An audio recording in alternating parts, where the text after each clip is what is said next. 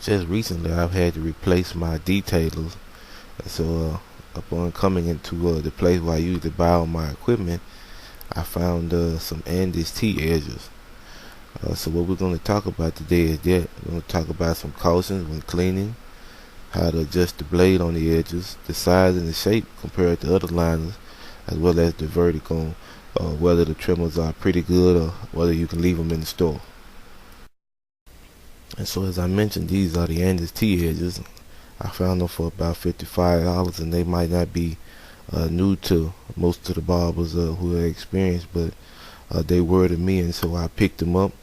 And so now let's get into talking about some of the cautions.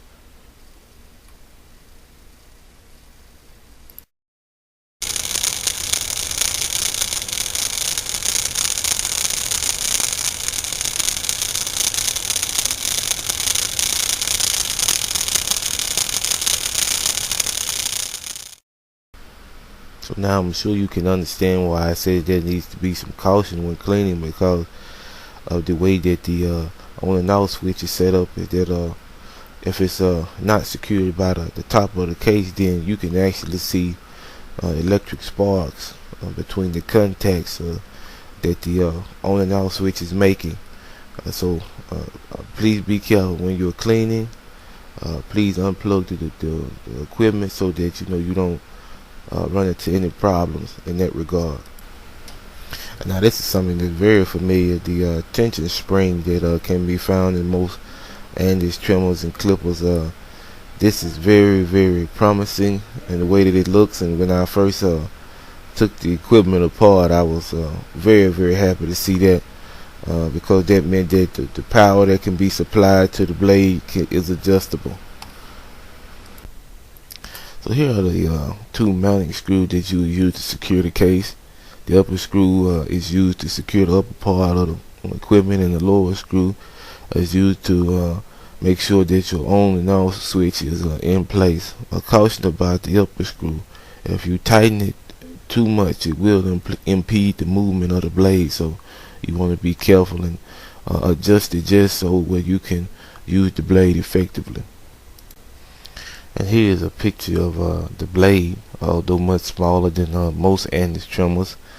You can use it to get into hard to reach areas. It's very effective also in making sure that your lineup is very crisp and clean.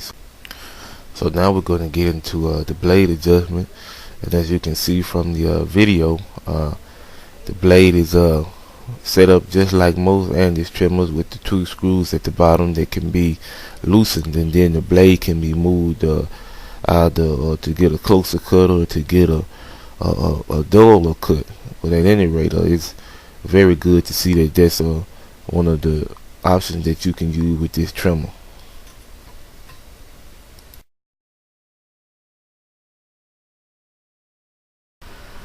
So here's a picture of the Andes T edger with the blade detached, and it's very familiar to us as Andes users. Now this is a picture of the size and the shape of the Andes T edge in comparison to the Styliner 2 as well as the Outliner 2. And it's a bit smaller and more compact, and it just really feels good in the hand. And this next picture shows exactly how large it is in comparison to my hand. And so it's easy for me to use. It's easy for me to edge up and really get into those corners that need to be tightened up. So overall, I would have to say that the purchase of the T edges would absolutely be a good look, because I was looking for something that could take the place of the detailers, and I was not disappointed at all.